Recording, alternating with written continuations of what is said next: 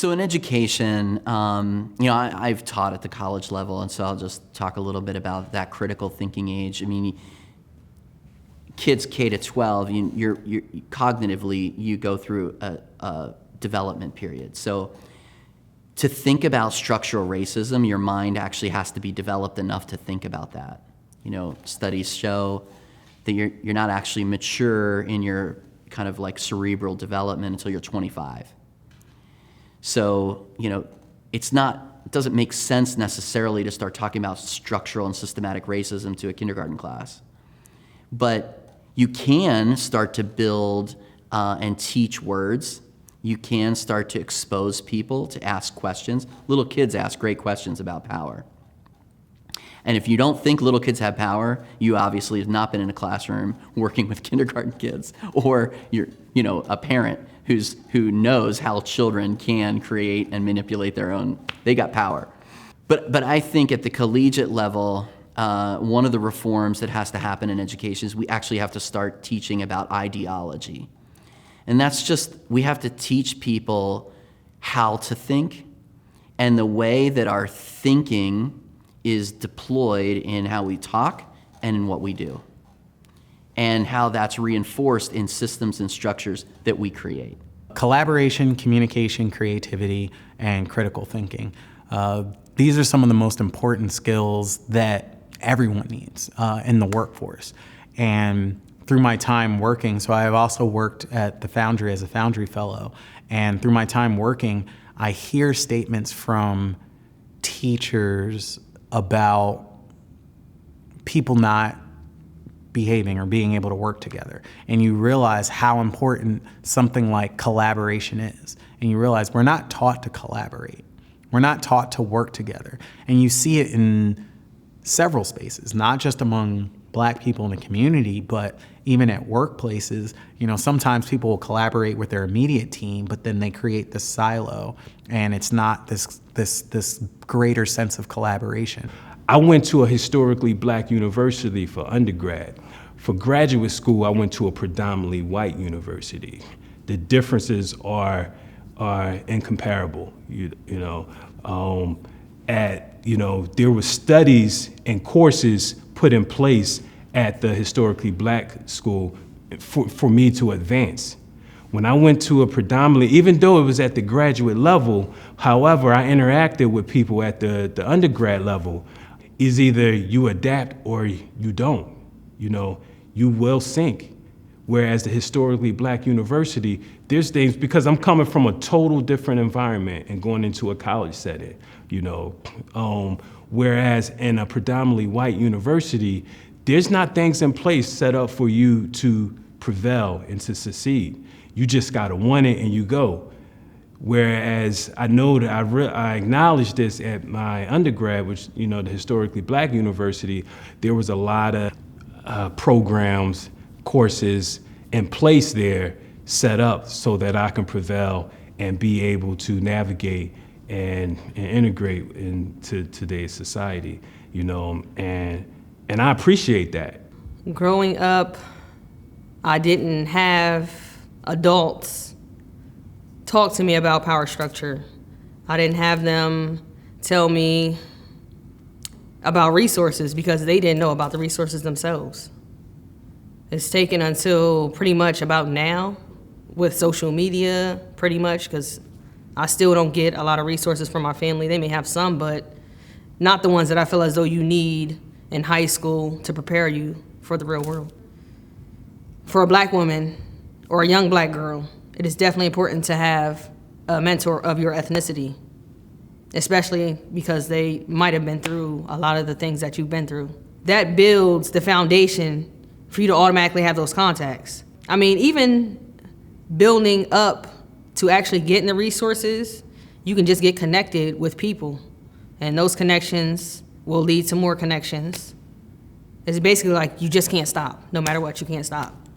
There's always something else that you need to know, and it's good to know that at a young age, so that way, when you're an adult, you can pass that down, and it's on from there. I would say when I went to college, I remember, so I was at a Christian college where I was the only African American on my floor, my first year, and just feeling so isolated and feeling like there were so few faculty members and staff that I could look to, that looked like me, that understood my experiences, right? And it wasn't that there wasn't anyone there that cared, but there's something about having professors and staff that understand your experience, that you can connect with on a deeper level, that we weren't being provided as Black students. So we were being recruited to this space, but not necessarily being given the kind of inclusive practices and staffing and intentionality to actually create the conditions for us to thrive as students. So every single stage of my educational process, I feel like I've been miseducated, and at best, when I thrived, it's because I also was supplementing myself through my own education, right? And picking resources and kind of doing the work on my own. But that's not what education should be. It should be telling a more truthful story, especially to young children, if we want to have a better future. Haven't been taught to communicate effectively, especially in the Black community. That comes with, we don't communicate about our mental health. We don't communicate about our feelings. We don't communicate our stories. And the fact that we don't communicate that makes it harder to collaborate, it makes it harder to pass on information, it makes it harder to really thrive. So by focusing on those 4 C's, but especially that communication, that collaboration, I believe that we can get better, and we can teach each other how to collaborate through teaching each other how to collaborate and communicate more effectively. And the more you do it, it's like a muscle. You got to keep practicing it and understanding that it's not going to be perfect. It's not going to be perfect because the systems of racism have not allowed us to have this conversation with one another. I think we need to have classes that trigger thought. I had a class in college to this day. Me and my friend was talking about it a few days ago, because we just remember one of the things that our teachers told us. She said something that always would stick with me. She said, "You're your ancestors' wildest dreams." And it took me a while to really understand that. And it brought me to tears, because she's right. The knowledge where we're at today is because ancestors fought for that. The ability to get a college education, to start a career, our ancestors fought for that. So when it comes to education, we need to have classes that trigger thought, that have conversations that people are uncomfortable to have. A lot of white people, a lot of the non-Black people, or whatever it is, they don't want to have these conversations a lot of times, and they're not being forced to. We're not in the classrooms where that conversation is being facilitated, where we're thinking about it, we're talking, we're understanding each other's empathy, we're telling our stories. You don't always have that. To this day, that's the only class I've ever had when literally every student in that class cried on the same day. I'm talking 21, 23, 19-year-olds crying, not out of pain, but just out of enjoyment of a class. Like, we had an exercise that brought everybody to tears. We need more of that. Understand everybody's culture, understand everybody's experience, and you realize that the world is outside of your bubble. And when we don't have those conversations in our schools, in our education systems, how do we expect them to do well in life? Where else are you gonna get it from? Where else in your life are you gonna have that sit-down conversation where you can talk about those things? Nowhere else. So I think we definitely need to change that. That's what I think education needs to actually focus in on, is do more of, is to help people learn how to think, and to think in ways that are respectful, that are humanizing. Our educational systems don't teach us about power. They don't teach us about ideology. They don't teach us about how ways of thinking actually can be consolidated and deployed through education, or through the military, through the police, pick your system, right? Housing. So I think at the collegiate level, we have to teach people how to listen very carefully to the words that people use, and then to ask questions about, why did you use those words? What do those words mean to you? Not in a entrapment way, but in a way that actually helps us better understand what people think and why they think that. Because what they think becomes words. Those words become actions. Those actions become habits. Those habits become traditions. And ultimately, that's our character as individuals and as a society, which we pass down generation to generation. So if we really want to get at dismantling racism, we actually have to get into people's heads and into their hearts. And the only way to do that, you can't crack open their head and see what's in there. You have to listen carefully to what they say and what they do.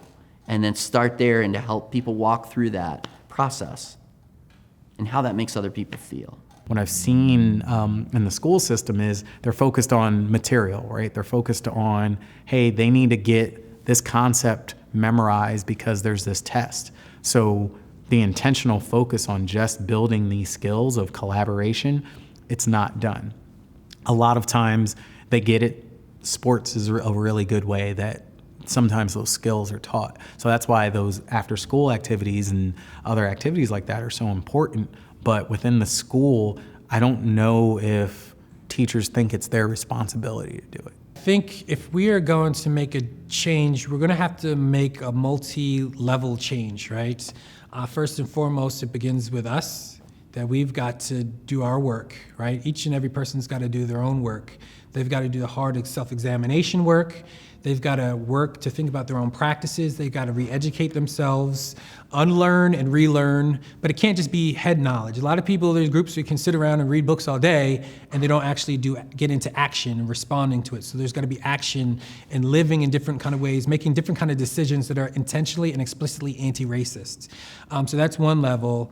And then there's the interpersonal level where we've got to have harder conversations with one another, truthful conversations, open conversations that are both curious in some sense in terms of trying to actually seek the truth, but also that are willing to hold each other accountable to being better, right? Asking more of one another. And that includes family members, friends, co-workers, and even folks in power above you, right? That we've got to have those kind of better conversations. I think we've got to look at our communities. You think about like congregations and faith communities that gather regularly. In what ways does white supremacy and racism unconsciously shape the way that they gather, their preferences, their ideologies, their commitments, and what the kind of way that they form people, right? Because everything forms you. People are shaped by the convictions and the narratives and the practices and the example that the community around them live by. So how do we change those kind of things as well are really important. So our institutions and our communities, we have to look at their policies and practices, structures, and even the unwritten rules that we kind of take for granted that nonetheless shape who we are. If you begin to teach people to critically think, then they'll examine the systems that they're in. And that's one of the things that's how racism survives, is that people don't analyze, people don't ask why. Well, if you close your eyes and think of an inventor, that face is white. Well, why? Well, why? Keep asking why. Are there no black inventors? No, that's not true. Well, why?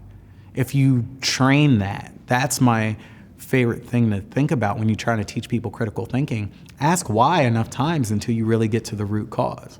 Because if you just start chasing the surface level issues, that's where people get confused. That's where we lose the ability to collaborate because we start thinking, well, I'm gonna focus on this priority, even though that priority is more of a symptom of the root cause. Hey, we're gonna focus on this priority. Well, yes, if we start thinking critically, there's gonna be 4 or 5 people who will be off in different paths and they'll be focused on different aspects of the struggle in order to fight these systems, but we should all be collaborating together to work on the same problem. So as you teach people to think more critically, one, they'll challenge the systems that they're in. And when they start thinking creatively, then they're gonna be able to come up with new ideas that we haven't thought of. They're gonna be able to think of a new way of moving forward. And that's what we should be doing. And that's how you break through systems, through that critical thinking and that creativity combined.